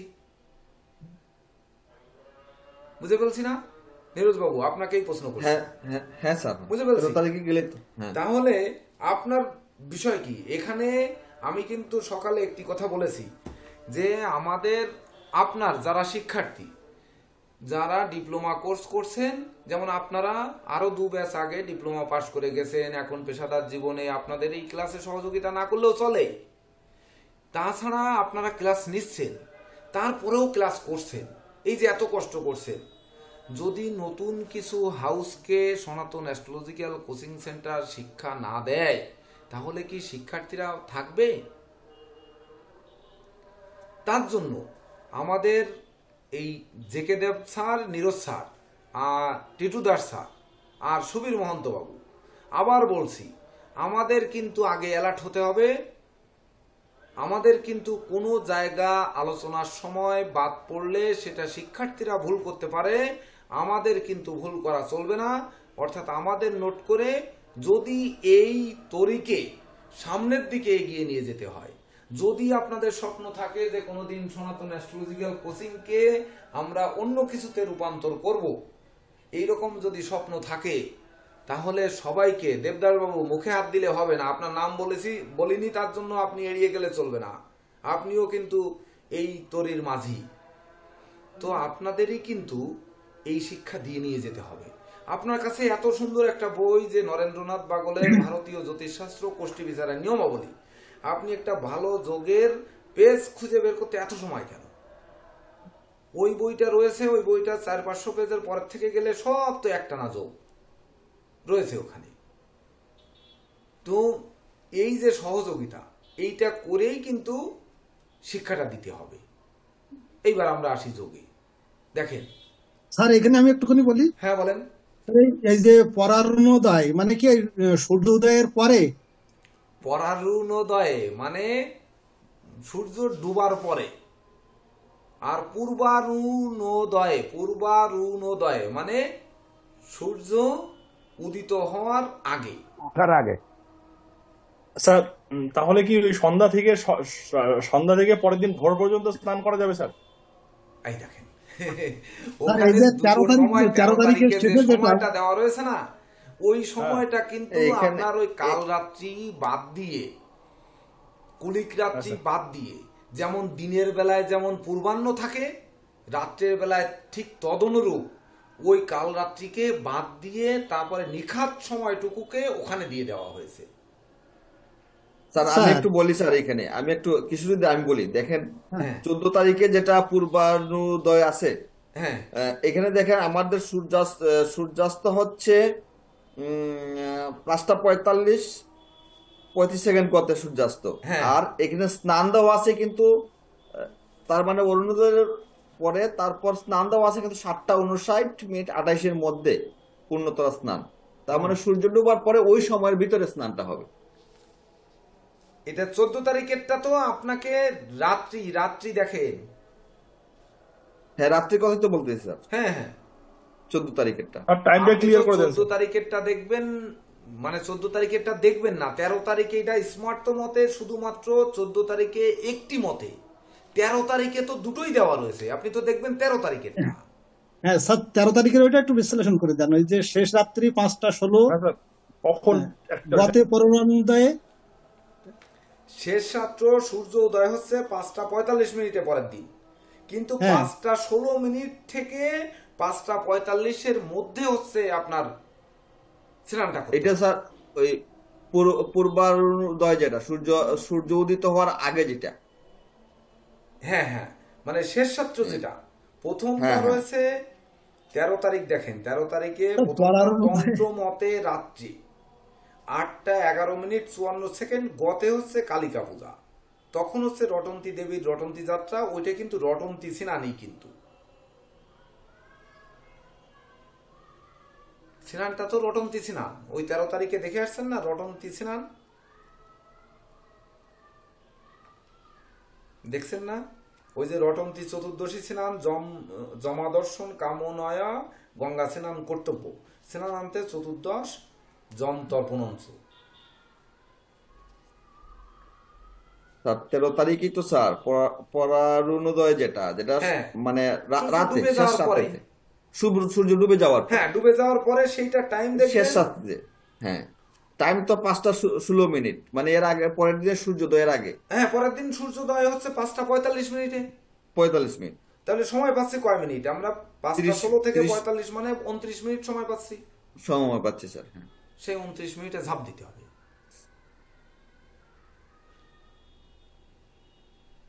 স্যার যাওয়ার ইচ্ছা আছে স্যার। এটা সে স্যার, শাহী আসলে সিনান কিন্তু না, এটা এটা খুব এটা সে দরকার। প্রয়াগে কুম্ভ সিনান না। হ্যাঁ, কুম্ভ সিনানে যান, আমারও ভিসা থাকলে যেতাম। তো আসি এবার আমরা যোগে। যোগের ব্যাপারে এবার কে কি বলবেন? আমি যে কথা বললাম এটা কি আসলে বাস্তবসম্মত, নাকি আমি আমার মতো একটি নিয়ম তৈরি করে বললাম? বলেন স্যার, আমি একটু বলি স্যার যুগের ব্যাপারে। হ্যাঁ, একটু লাকি বলেন। ভাই। এই যেমন আমাদের কাছে যখনই আমরা যুগ নিয়ে আলোচনা করি, যুগ তো স্যার 200 হয়, আবার 200 যুগ হয় গ্রহের সন্নিবেশের কারণে। হুম, তো সেই ক্ষেত্রে যুগ যতগুলো আলোচনাগুলো হয়েছে সবগুলো নিঃশর্ত। যখনই অন্যান্য গ্রহের প্রবেশ ঢুকে যাবে তো ওগুলো তার যুগ থাকবে না স্যার।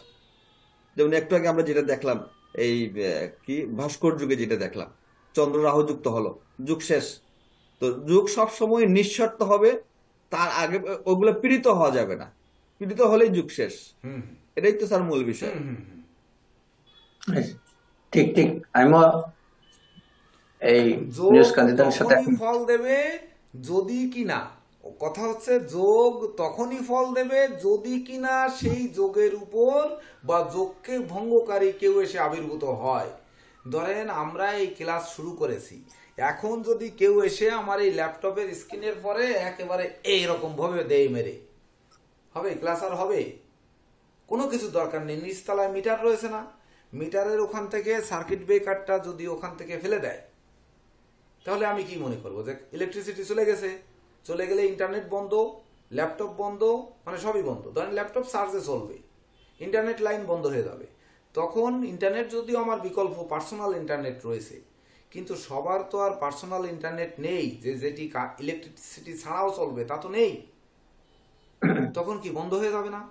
ঠিক তদনুরূপ একটি শুভ যোগ মানুষকে যেমন সূর্য ভাস্কর যোগ মানে সূর্যের মতো উদিত করতে পারে, ওই যোগে একটি কালিমা লিপ্ত যোগ বা অন্ধকার যোগ বা ওই হনুমান যদি আসে, তাহলে সূর্যকে আটকে রাখতে পারে, তাকে উদিত হতে দিচ্ছে না, যার জন্য সেই যোগটার শুভ ফল একেবারে ভ্যানিশ করে দিচ্ছে। তো এক্ষেত্রে আমার ভাষ্য হচ্ছে যে যোগ 100 নয়, 1000 নয়, 1000 পার হয়ে লাখে ঠেকেছে। তো এই যোগ কি আসলে মুখস্থ করা মানবের দ্বারা সম্ভব? এটি আমার প্রশ্ন। যদি সম্ভব না হয় তাহলে স্যার কি উপায়? ওই যে স্যার বলল যে 10টি করে যোগ পড়বো একদিনে, 10 দিনে 10 10কে 100 যোগ পড়বো। 100 যোগ পড়লে আমার জীবনে আর যোগ পড়ার প্রয়োজন পড়বে না, যদি তার কৌশলটা ভেবে ভেবে পড়ি। একটানা বই পড়ে জ্যোতিষ হওয়া যাবে না, কোনোদিন নয়।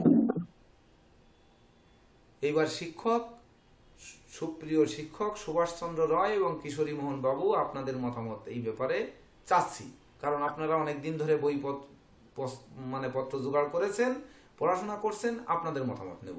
আর আবুল হোসেন বাবুর সাহেবের মতামত নিব, নেওয়ার পরে তারপরে আমরা পরের যুগে যাব। স্যার, শুরুতেই আমি বলি, তবে আমার কাছে বই পুস্তক খুবই কম, অনেক বেশি না, কয়েকটা বই। তো আমি ওই চেষ্টা করেছি আগে যে বইগুলো শুধু পড়ার যোগ বা অন্য বিষয়গুলো মুখস্থ করার, তাহলে হয় না।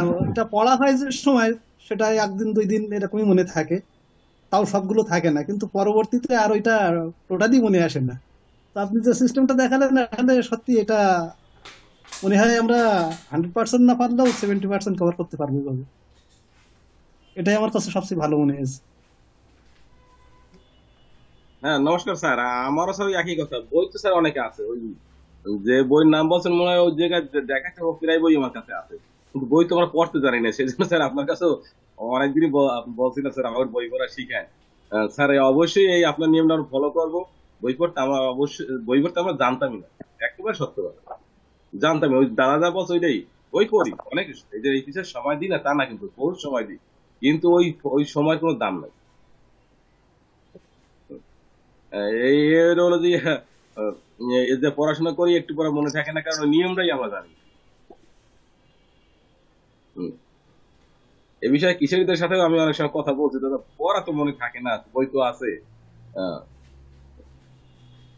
এবং স্যারের কাছেও একবার গেছিলাম, স্যার আমাকে একটু বই পড়াটা শিখিয়ে দেবেন। হ্যাঁ, অবশ্যই অবশ্যই দাদা, আমি একাত্রই গেছিলাম। বই পড়তে আমরা জানি না, ঠিক আছে না? সেটা তো আজকে হলো, এই যে কি করে বই পড়তে হয় সেটা তো শিখলাম। হ্যাঁ হ্যাঁ হ্যাঁ, ও তো জানি না, আমরা জানি, টোটালি জানি না, একেবারে সত্য কথা। ওই পড়িয়ে দেয় অবশ্যই ভাই বলেন কিছু। হ্যাঁ এখানে একটা জিনিস কি, ধরেন বই আমাদের অনেকের কাছে আছে। আমি যে প্রবলেমটা ফেস করছি সেটা হলো যে ওই স্যার যে কথাগুলো বলছে যে একদিনে একটা বই বা একটা টার্গেট নিলাম যে 2 মাসে এই বইটা পুরোটাই পড়বো, এরকম আমি বেশ কয়েকটা করেছি। আপনার কাছে যেমন অনেকের কাছে পড়াশোনার বই আছে, আমার কাছে এই জাতীয় 5টা বই আছে, খুবই রিচ বুক। কিন্তু এই আমি 2টা বই একদম হুবহু পড়ছি, কিন্তু পরে আর কিছুই মনে রাখতে পারি না, মনে হচ্ছে যে আর কি পড়লাম, এ তো ধরতেই পারি না, গুলাইয়ে গেছি। তার মানে কি, আগে যেমন আমরা কেমিস্ট্রিতে সাংকেতিক চিহ্ন মনে রাখার জন্য একটা টেকনিক বের করতাম যে ক্যালসিয়াম কার্বনেট কীরকম থাকবে, ক্যালসিয়াম ফসফেট কী বর্ণক থাকবে, সোডিয়াম হাইড্রোক্সাইড কেনমে লিখবো, এই জিনিসগুলা বের করার মতো একটা তত্ত্ব বা যৌক্তিক জিনিস আমি খুঁজতেছিলাম, যেটা আসলে আমি বের করতে পারিনি। এই আজকে যে কটা আপনার যোগ দেখে সারে এই শখ আইকে আমাদেরকে ধরাইলো, এখন মনে হয় যে ওই যোগগুলোও একটা শৃঙ্খলের মধ্যে আনতে পারবো। এটা একদিনে হবে না, একটু প্র্যাকটিস করলে ওই শখটা একে বুঝে নিয়ে যদি করি তাহলে হয়তো জিনিসটা মনে থাকবে বা ধারণা করতে পারবো যে এখন কি হতে যাচ্ছে। আর টিটুদার ধন্যবাদ যে উনি যথারীতি বইয়ের লেখার উপরে একটা করে চন্দ্রবিন্দু দিয়ে কিছু ম্যাজিক দেখাইছেন, এটা নিয়ে আপনাকে ধন্যবাদ। তো আমি মনে করি যে বইয়ের জন্য এই প্রক্রিয়াটা সুন্দর। আর টিটুদা আপনি ক্লাসে আসেন, এই যে একটু একটু করে একটা রাহু বসাই দেন, একটা কেতু বসাই দেন, এইতে মজা লাগে, বুঝতে পারি জিনিসটা কিরকম হয় আর কি। ঠিক আছে, ধন্যবাদ। না, এই বলুক তারপরে আমি বলবো আর কি। মানে আমি তো অনেকদিন পড়াশোনা করলাম, এগুলো স্যারের যে পদ্ধতি কৌশল শিখা, এটা যদি আমরা আসলে মানে এই 50% মনে রাখতে পারতাম, 1 বছর যা দিছে স্যারে, আমার মনে হয় আমি মানে আমাদের মধ্যে একটা ভালো জ্যোতিষ হতে পারতাম। এতগুলি দিছে, এতগুলি, আর বই কখন কৌশলই মেইন, কৌশলগুলি মেইন। এই যে বারবার আমি এই জিনিসটা কেন বললাম, যে কোনো যুগ বলেন আমি বন্ধ করে দেবো, যে কোনো যুগ এনে দেন আমি বন্ধ করে দেবো। তো এই যে কৌশলটা কে শিখেছে আমাকে? স্যার থেকে শিখেছি। এটা তো স্যার শিখেছে। এই যে এত ভাস্কর যুগ দিলেন, আমি আমার মন থেকে রাহু একটা বসে দিলাম, এটা যে আমার যে কৌশলটা কে শিখেছে? স্যার শিখেছে আমাকে। তো পদ্ধতিগুলি এই মুখস্থ আমাদের নরম এই 1200 আগে পড়াশোনা এগুলি কিচ্ছু নাই, হবে না মুখস্থ মাত্রা। স্যারের যে পদ্ধতি দিল, কৌশলগুলো যদি শেখা যায় তাহলে, আর স্যার তো অনেক দিয়েছে আমাদের, আর আসলে 30% মনে রাখতে পারি না, এটা সত্যি। আমার সাথে নিরোদ বাবু, তারপরে ওই যারাই ছিল, হ্যাঁ অনেক দিয়েছে, 30% আমরা মনে রাখতে পারিনি। বরং আমরা স্যারের যে কৌশলগুলি দেয় এগুলি শিখলেই অনেক বেস্ট। ওই যে 9টা গ্রহ মধ্যে কোন গ্রহটি শুভ ফল দিচ্ছে, খারাপ ফল দিচ্ছে, এগুলি সহজ পদ্ধতি। এভাবে আমার মনে হয় এভাবে অ্যাডভান্স হলে আমরা তাড়াতাড়ি যেতে পারবো। দেখেন, এইবার আপনারা পেজ দিয়েছেন, তার আগে আমি একটি বইয়ের সূচিপত্র নেব আপনাদের কাছ থেকে, যে সূচিপত্র থেকে বইটার কোন জায়গা থেকে পড়বেন। এই যে ধরেন, এই যে ওই এর নাম হচ্ছে জ্যোতিষ তত্ত্ব বারিধি, যেটা শিবচন্দ্র নন্দী নিয়ে আসছিলেন, হাতে করে নিয়ে এসে পড়ছিলেন, এইটা তো নন্দী বাবু? হ্যাঁ ঠিক আছে, ঠিক আছে তো? ঠিক আছে স্যার, আচ্ছা ঠিক আছে স্যার। একটা পেজ দিয়েছি গ্রুপে, একটু দেখুন আপনারা সবাই, তারপরে আসতেছি। দেবদার বাবুর মাথায় হাত উঠে গেছে, বাস্তুশাস্ত্র এত সহজ জিনিস, অথচ সেই বাস্তুশাস্ত্রকে আমরা কঠিন ভেবে বই কিনে পড়ি না, কিন্তু বইটার কোন জায়গাটা পড়বো আজকে দেখাবো। যার কাছে বাস্তুশাস্ত্রের বই আছে সে বই রেডি করেন, আচ্ছা স্যার, যে কোনো বই থাকলে রেডি রাখেন, যখন বলবো তখন। দেখেন, একটা পেজ দিয়েছি, দেখেন।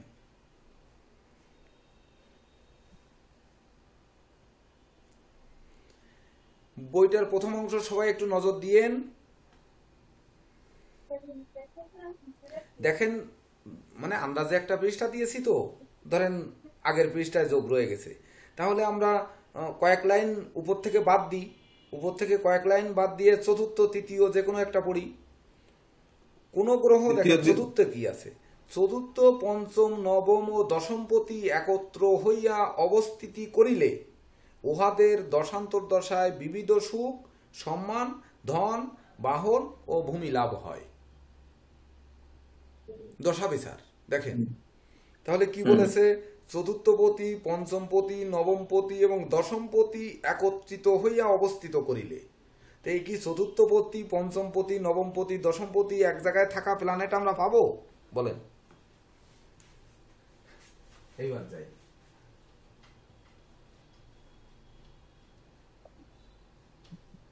এটা কর্কট লগ্নে আপনার শুক্র, মঙ্গল আর বৃহস্পতিকে দিলে 3টে হয়ে যাবে। চতুর্থপতি দেব কোথায়? চতুর্থ পঞ্চম নবম দশমপতি একত্র হইয়া অবস্থিত হলে, মানে যে কোনো জায়গায়। তাহলে চতুর্থপতি শুক্র আমরা চতুর্থে দিই। তারপরে কি বলছে, তারপরে হচ্ছে পঞ্চম, পঞ্চমপতি মঙ্গল, পঞ্চম দশমপতি মঙ্গল। হ্যাঁ, পঞ্চম দশমপতি মঙ্গল। তাহলে পঞ্চমপতি দিলাম, নবম এবং দশমপতি এবং নবমপতি বৃহস্পতি দিলাম, এই কর্কট লগ্নে দিলাম। তাহলে হয়ে গেল না আমাদের চারটা দেওয়া চতুর্থ স্তম্ভ যেটা রয়েছে, হয়ে গেল না? হয়ে গেল তো। তাহলে ফলাদেশ কি রয়েছে, যে এই দশান্তর দশায়, মানে কি দশান্তর দশায়, কার দশান্তর দশায় এখানে তা কি বলেছে, অবস্থিতি করিলে উহাদের দশান্তর দশায়, মানে উহাদের মানে কি, এই শুক্র, মঙ্গল এবং বৃহস্পতি। তাহলে বৃহস্পতির দশায় বৃহস্পতির অন্তর, এই দেখেন এইভাবে। বুঝতে পারছি, বলেন স্যার, আপনি বলেন না স্যার। বৃহস্পতির দশায় বৃহস্পতির অন্তর, শুক্রের দশায় শুক্রের অন্তর, আর হচ্ছে মঙ্গলের দশায় মঙ্গলের অন্তর দশা। এই তিনটা দশান্তর দশায় কি হবে, জাতকের বিবিধ সম্মান, সুখ হবে, সম্মান হবে, ধন লাভ হবে, বাহন লাভ হবে, মানে গাড়ি লাভ হবে বা ঘোড়া লাভ হবে, এবং জমি লাভ হবে, ভূমি লাভ হবে। বলেছে তো, বলেছে না? তাহলে আমরা কি শিখেছি, যে দশাপতি শুভ, অন্তর্দশাপতি অশুভ, তাহলে শুভ ফল দেবে। দশাপতি অশুভ, অন্তর্দশাপতি অশুভ, অশুভ ফল দেবে। আবার দশাপতি শুভ, অন্তর্দশাপতি মানে দুইজনের মধ্যে একজন শুভ একজন অশুভ, তাহলে কি মধ্যম ফল দেবে নাকি, না উল্টো ফল দেবে? মধ্যম ফল দেবে, তার মাঝামাঝি একটা ফল দেবে। দুইজনই শুভ থাকলে শুভ ফল, দুইজনই অশুভ থাকলে অশুভ ফল। এবার একজন শুভ একজন অশুভ, মানে কি, ওই বলেছি না যে একটা পচা আপেল আর একটা আপেলের গায়ে শুইলে তাড়াতাড়ি পচে, তার মানে তার মাঝামাঝি একটা ফল দেবে, দেবে তো, মাঝামাঝি একটা ফল দেবে। তাহলে এই যোগ দেখে আপনারা বলে দেবেন কি, আপনারা এই অন্তর্দশায় লিখবেন কি, যে তোমার কুষ্টি লেখার সময় বলবেন যে তোমার সুখ লাভ হবে, তোমার সম্মান লাভ হবে, তোমার ধন লাভ হবে, তোমার গাড়ি হবে এই অন্তর্দশায়, এইবার ভূমি লাভ হবে। ঠিক আছে, বলবেন তো, বলবেন না? লেখে কিন্তু দেবেন আপনারা। জি স্যার, এটাই দিব, এটাই লিখে দেবেন আপনারা। এইবার ধরেন কর্কট লগ্নে মঙ্গল আর বৃহস্পতি শুভকারক গ্রহ, কিন্তু সেখানে শুক্র যুক্ত হয়ে বসে আছে, দিলেন কিন্তু এখানে বসায় আপনি। এইবার শুক্র চতুর্থ এবং একাদশপতি, তার দশায় আপনার কি সুখ লাভ হবে, সম্মান লাভ হবে, ধন লাভ হবে, বাহন লাভ হবে, ভূমি লাভও হবে। কর্কট লগ্নে আমরা কি বলেছি, শুক্র কি শুভ বলেছি, শুক্র শনি পাপ গ্রহ। তাহলে এই শনির দশায়, শনির অন্তর্দশায় শুভ ফল দেবে শুক্রের দশা, হ্যাঁ দেবে না? তা সেটা দেখতে হবে না লগ্ন সাপেক্ষে। এই প্রশ্নটা ওখানে উত্তরটার সময় যখন বই পড়বো তখন আমাদের আনতে হবে না, যে তাহলে লগ্ন সাপেক্ষে কিন্তু শুক্র পাপ, সে দেবগুরু বৃহস্পতির সঙ্গে যুক্ত হয়েছে, স্যার বলেছে কিন্তু এটা গুরু চণ্ডাল দোষের সমান ফল দেবে। এইবার এর সঙ্গে যদি পাপ দৃষ্ট হয়, এখানে দ্বাদশে তুঙ্গস্থ করে রাহুকে বসায় দেন। এইবার কি কোন মঙ্গলের অন্তরে আপনার জমি হবে বা বাড়ি হবে? বৃহস্পতির হবে দশায় না। যশ সম্মান খ্যাতি প্রতিপত্তি হবে, শুক্রের দশায় শুক্রের অন্তরে হবে প্রেম না। রোমান্স বিনোদন হবে না স্যার, হবে নিয়ে না। নাচবো। বলেন সব নাচা বিনাশ আগে। হবে, বিনাশ হবে স্যার, হ্যাঁ দেন নাচা আগে। বিনাশ হবে। ওই যে স্যার যোগ নষ্ট, যোগটাকে মানে নষ্ট ঘুরিয়ে করে দিল। ফিরিয়ে আমরা কি, আমরা ডিপ্লোমায় যা করেছি যদি একটু চর্চা করতে জানতাম না, তাহলে প্রত্যেকে কিন্তু মানে জ্যোতিষের চেয়ারে বসতাম প্রত্যেকে। স্যার একটা কথা বলি, আমরা আসলে চর্চা করার কৌশলটাই শিখি নাই, আমাদের মধ্যে ওইটাই তৈরি হয়নি স্যার, তাহলে কৌশলটা সেই তৈরি হয়নি। প্রশ্নটা কিন্তু আমাদের শিক্ষার্থীরা না করতে পারলেও আজকের থেকে আমাদের সংকল্প করতে হবে, আমাদের যারা স্যাররা আছেন তারা কিন্তু সহযোগিতা করবেন, প্রত্যেকের কিন্তু প্রত্যেক ক্লাসে সহযোগিতা করতে হবে। প্রত্যেকটি এই উচ্চতর জ্যোতিষ শিক্ষার প্রত্যেকটি ক্লাস আমি ঠিক সেই রকম স্মরণীয় করে দিব, যা আপনারা মানে বই লাগবে না, বইয়ের যোগ কোনো প্রয়োজনে লাগবে না। বই মাত্র 10 দিনে 10টা করে 100 যোগ পড়েন, 100 যোগ পড়ার পরে আর যোগ পড়া লাগবে না। যোগ আপনারা তৈরি করতে পারবেন, যোগের বই আপনারাও লিখতে পারবেন। যোগের বই একটা লিখে দেওয়া যায় যে অমুক অমুক জায়গায় এই এই থাকলে এই হবে। আরে হবে কি হবে না সেটা রাইটার কিন্তু মিলিয়ে দেখে লেখেনি, ওটা আমিও একটা যদি লিখে দিই তো আজকের ধরেন আমার বাজারে আমি 500 পিস বই বিক্রি করে খেতে পারবো খাইয়া।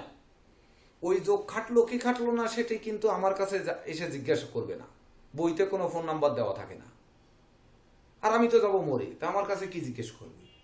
কিন্তু ওই যে বলেছে জ্যোতিষ শিক্ষার দায়িত্ব, শিখানোর দায়িত্ব স্যারের বা বইয়ের, কিন্তু প্রকৌশল কিন্তু বইয়ের অধিকারে নয়, বই দায়ী নয়, এটি কিন্তু মাথায় রাখতে হবে। স্যার এইটা বইতেও লেখা আছে স্যার, যে ওইটা কিভাবে এই দুটা করতে হবে, এর জন্য প্রজ্ঞাতা দায়ী না আর কি। হ্যাঁ হ্যাঁ, এই দুটা লাইন কিন্তু স্যার পড়েছি, না হয় তাহলে গ্রন্থকার কোনো ক্রমেই দায়ী নয়, তাহলে কি গ্রন্থকার শেষ? জি স্যার, এটা লেখা আছে স্যার, একদমই আমার কাছে কয়েকটা বইতে লেখা আছে। লেখা আছে, তাহলে দেখেন একাধিক বই পড়েছি স্যার। আমার এটা কথা ব্যাখ্যাটা হচ্ছে আজকে বই প্রথম লেখা জানলাম। সহজ, কিন্তু পাঠক মহলে সমাদৃত হওয়া কঠিন।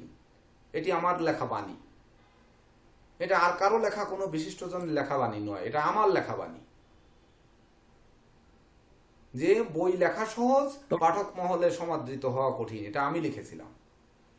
আমি লিখেছিলাম কোনো ব্যক্তিকে উদ্দেশ্য করে, এই বাণীটা আমি লিখেছিলাম, আমার ওই পঞ্জিকায় দেওয়া আছে দেখবেন, কাউকে উদ্দেশ্য করে আমি লিখেছিলাম। তো তবে স্যার ধারণা করেছিলাম যোগগুলো নিশ্চয়ই ওই মুনি ঋষিদের তথ্য থেকে বের করে করে সংরক্ষিত যোগগুলো দেওয়া হয়, কিন্তু আজকে আপনার ব্যাখ্যা থেকে জানলাম আসলে যোগটা কিভাবে তৈরি করা হয়। এই জন্য এক এক যোগ এক এক বইয়ে এক এক রকম নাম লেখা আছে। স্যার বুঝবো কিভাবে যে কোনটা একটা হরোস্কোপ দেখে যে কোনটা যোগ, কি যোগ সৃষ্টি হয়েছে, এটা একটা সাধারণ হরোস্কোপ দেখে কিভাবে বুঝবো? আপনাদের বলতেছি একটি কথা কিন্তু ম্যাডাম আপনাদের বারবার করে বলেছি যে কোনো ক্লায়েন্ট বা কোনো ভাগ্যফল প্রত্যাশী আপনার কাছে যোগ জানতে চাইবে না। ওই যে আপনারা বলেন বুধাদিত্য যোগ, কালসর্পদোষ এত প্রকার, সকালে যে ক্লাস হলো কালসর্পদোষ 12 প্রকার, কালসর্পদোষ 12 প্রকার নাম কেউ শুনতে চাইবে না। চাইবে হচ্ছে তার কি ঘটছে, কখন ঘটবে, কখন কি হবে, সেই জিনিসটা কিন্তু জানতে চাইবে। সেই জিনিসটা বের করতে গেলে আপনাদের কি করতে হবে, হরোস্কোপের গ্রহগুলো দেখতে হবে, দশান্ত দশায় দেখতে হবে, এবং ধাপে ধাপে বছর অনুযায়ী কোন বছরে কি ঘটবে সেটি একটি সঠিক প্রেডিকশন দিতে হবে। যোগের নাম আপনাদের মুখস্থ করতে বলিনি আজ পর্যন্ত।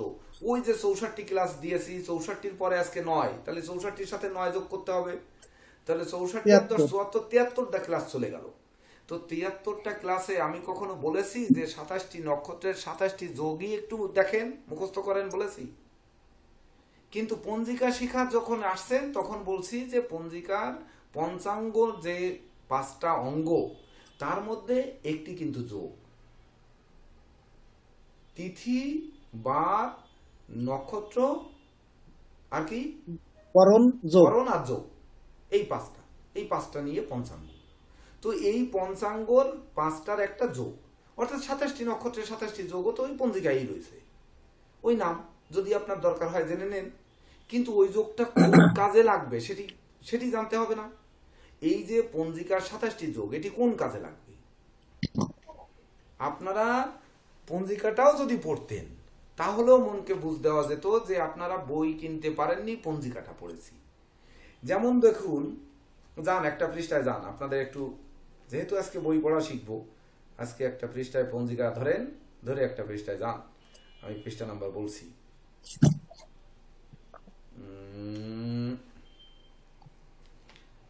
76 পৃষ্ঠায় চলে যান, 76 যান। স্যার পেজ নাম্বারটা আপনার বলবেন একটু? 76 76। হ্যাঁ স্যার, হ্যাঁ আছে স্যার। 76 পৃষ্ঠায় আছে 1431 সালের আবহাওয়া ও বৃষ্টি গণনা। আবহাওয়া ও বৃষ্টি গণনা দেখেন হ্যাঁ আছে।